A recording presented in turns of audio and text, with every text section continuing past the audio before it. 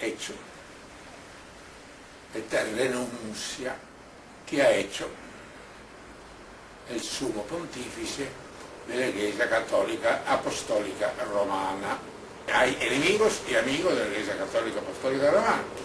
Los enemigos dicen que la renuncia se debe al hecho que el Papa quiere escabullirse de ciertas responsabilidades que podría haber tenido o que ha tenido, ha castigado bastante, relativo a los problemas de pedofilia que ha habido, lo hay en todo el mundo. Ese problema, inclusive en algunas partes, no es tampoco un problema. Y yo personalmente, aunque mi opinión personal no tiene mucho peso, no tiene peso en absoluto, no tiene peso de nada, tiene solamente los 82 kilos que peso yo ahora.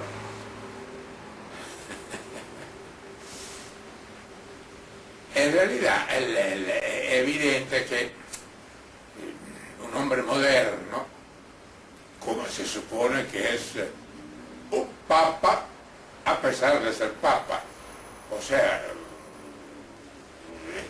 esos últimos pontífices han sido hombres sumamente inteligentes, muy capaces, muy hábiles, preparados, saben infinidad de cosas, mucho más de lo que sabemos nosotros, mortales, comunes.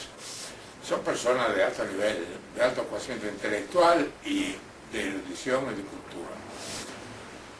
Entonces, claro que es evidente que con el pasar del tiempo, con la edad, el que ha sido jefe de un Estado, de una familia, de una empresa, de una sociedad, de lo que sea, inclusive de un grupo deportivo como un grupo de fútbol, es claro que con la edad las fuerzas disminuyen, ¿verdad? Que ser, como disminuye la fuerza física, disminuye también lo que está aquí adentro del cerebro.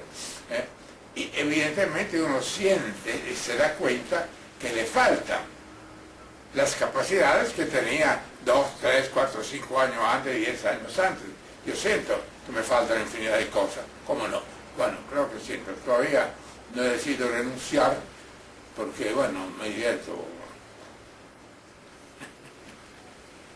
Entonces, los amigos consideran, como considero yo, que en realidad el Papa ha considerado que ha llegado a un cierto punto, no tiene la fuerza suficiente para dirigir un barco, llamámoslo barco, como la Iglesia cristiana de Roma. Bueno, hay antecedentes históricos, aquí es donde quería que yo a comentarle algo. Quería decirle que efectivamente lo han dicho en todas partes, ya todo el mundo lo sabe, que es casi la única persona que ha renunciado al solio papal. El mundo habla más o menos, todo el mundo relativo, todo el mundo que más o menos saben y se ocupa de esas cosas que no interesan absolutamente a nadie, diría mi hijo Fabricio.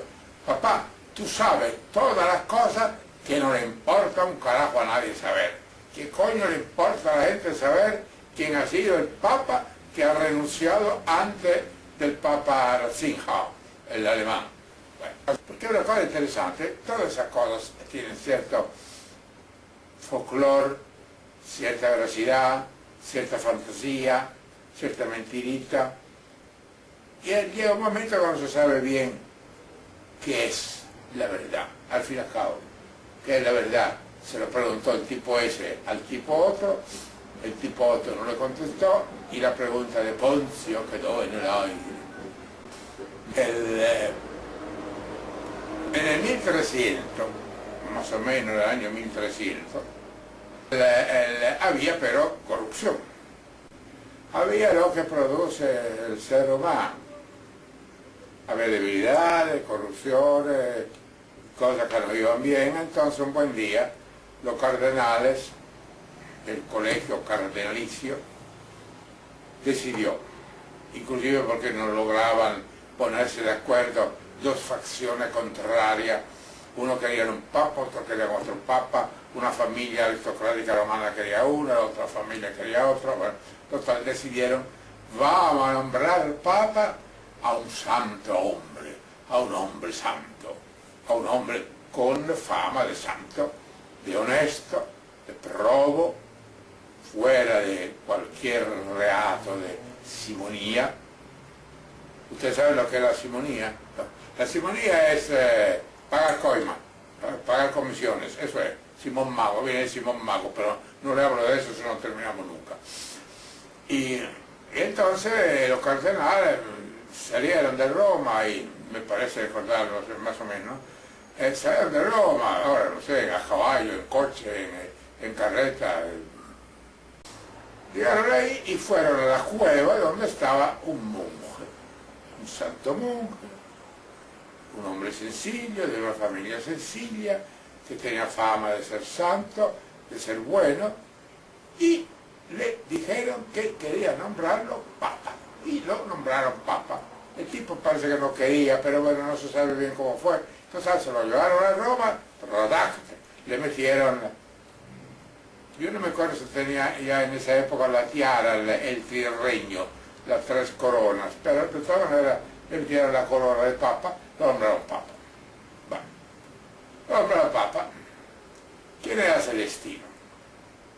El tipo se llamaba Pietro, pero como los papas tienen que cambiar nombre, entonces cambió el nombre obedeciendo lo que le decían los astutos cardenales en Celestino, sin alguna referencia a actividad celestinoide de otro género y de otro tipo.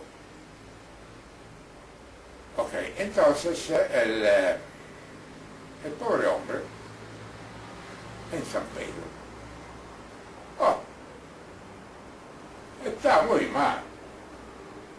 Porque imaginarse en medio de los cardenales, todas personas preparadas, nobles, expertas de política, expertas de todo, y él un pobre campesino, ovejero, una cosa así, ignorantísimo,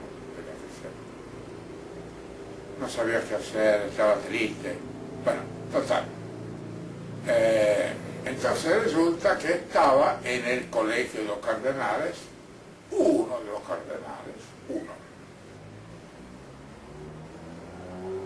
que era, sí, era de la familia Gaetani, de los príncipes Gaetani, de la alta aristocracia romana, ¿no?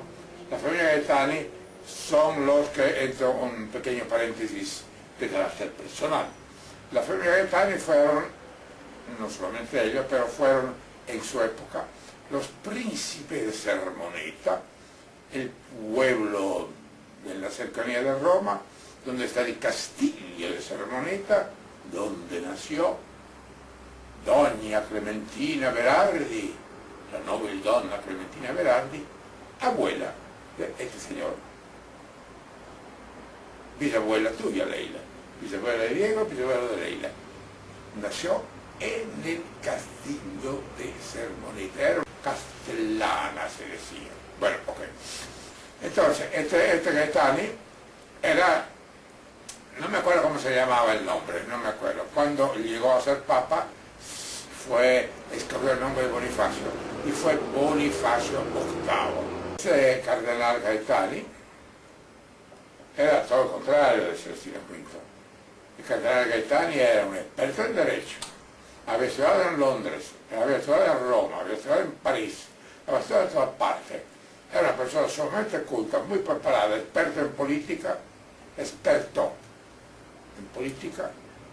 y para ser jefe de un Estado, aunque sea con la ayuda de Dios, hay que ser experto en política, si no. Y entonces ese cardenal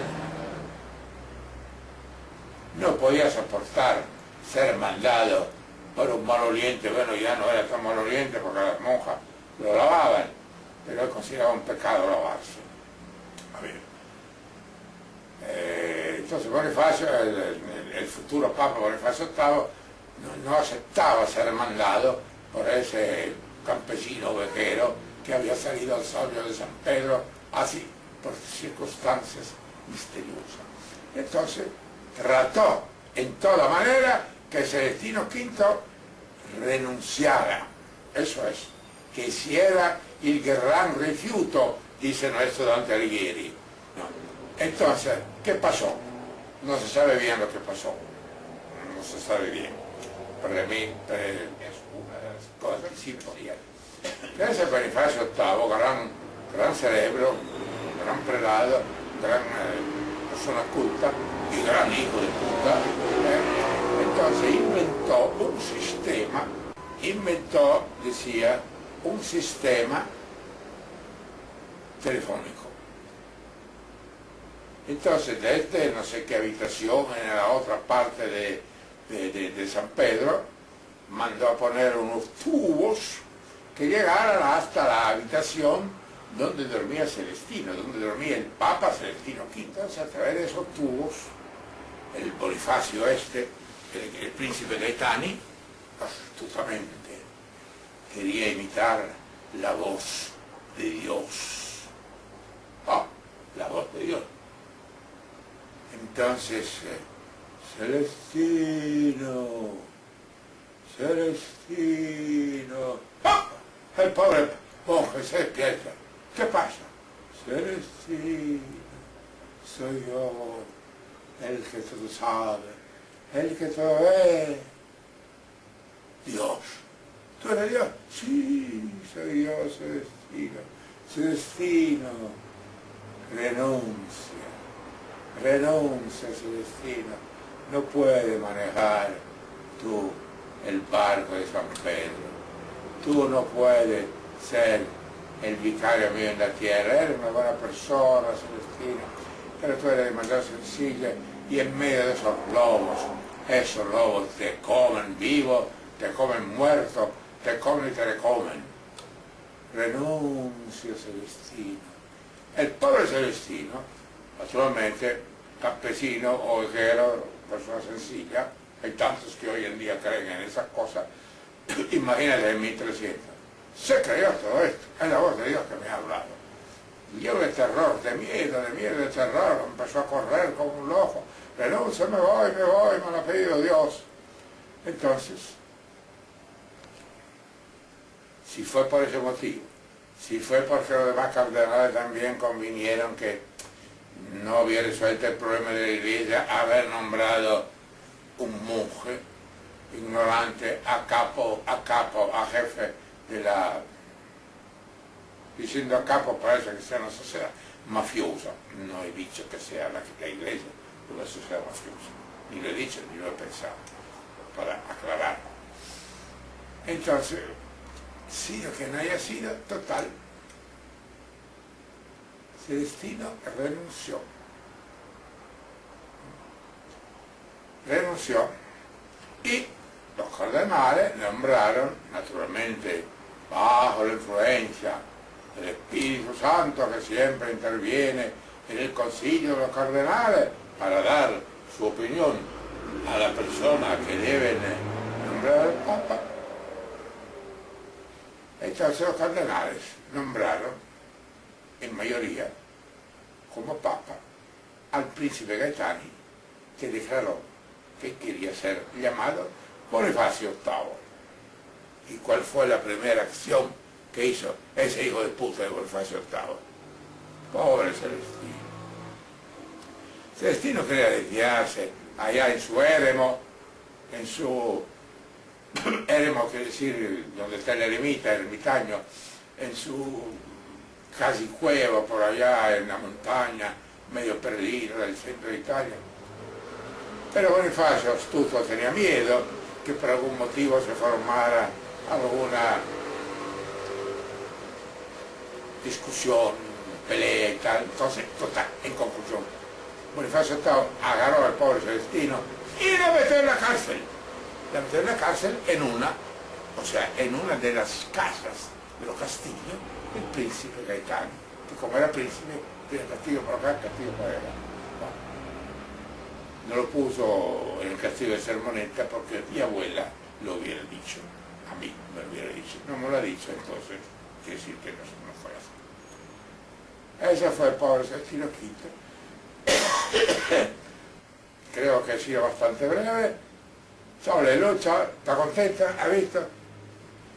Quería salir, tenía que ir, por eso está vestido con saco y corbata, pero no voy a salir, porque tú me dijiste que tenía que hablar de algo. Entonces hablo de eso. Ciao Leila, arrivederci, state bene. Spero che ti sia piaciuta la mia conversazione. Arrivederci. Ciao. Ciao.